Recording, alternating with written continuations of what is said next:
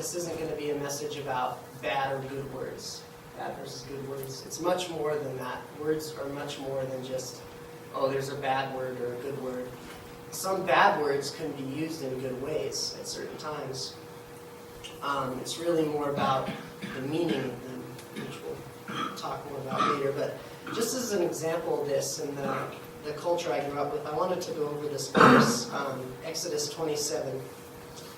And it says, "You shall not take the name of the Lord your God in vain, for the Lord will not hold him guiltless who takes his name in vain."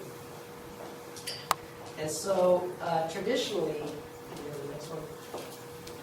The traditional interpretation of this has been like, oh, don't say GD, or don't. That's like blasphemy. This is taking the Lord's name in vain. But if you do a Hebrew background study on the verse, it is actually talking about not making God look worthless to others in the way that you act. So it's more a verse about how we act than about how we speak. And so the more Hebrew translation is, "You shall not lift up the reputation of Yahweh your God in emptiness, for Yahweh will not hold him guiltless who lifts up his reputation in emptiness." So it's more about not misrepresenting God's character to others. You probably heard the quote, "A picture is worth 1,000 words." And so I want to examine that quote in a different way today. And so first, I want to talk about the importance of pictures. Pictures establish unity. You don't need to use words when you have pictures. The body itself is a picture.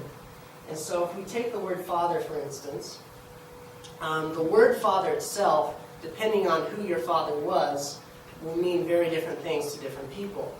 Some have an abusive father. Well, the word father is going to have a very bad connotation to it. But others have a great father, so it would be a good thing. But if I show a picture like this of the father holding up his little child there, you'll get a very different meaning than you would from just the word father itself. So pictures are often better than words. And oftentimes, too, God's words are in pictures. I would say most of the time throughout the Bible, in prophecies and parables and things like this. And so one example of this is Psalm 19:4. It says, "The skies tell the glory of God. Space announces the work of his hands. Day after day they pour forth speech. Night after night they display knowledge.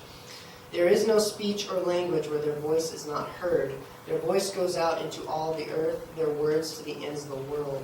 So, in other words, people don't even necessarily have to tell others about God. They can look at the sky, and they may not get the word God, but they'll get that idea. That will be communicated to them when they look at the stars and when they look at the clouds.